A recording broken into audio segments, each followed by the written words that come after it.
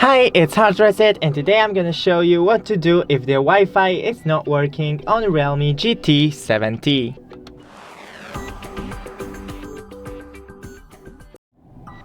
First,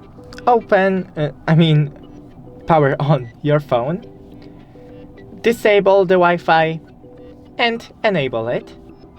Also, do it with the airplane mode. Enable it, wait a couple of seconds, and then disable. This will refresh your network. Then go to a Wi-Fi and forget the network that you can't connect with, and put in the password again to connect. Next thing is to restart the router and the phone, that I can't do right now, and go into settings, scroll all the way down to system and update, software update, and if you have any updates, then download it. That's it, don't forget to leave a like and see you in the next one.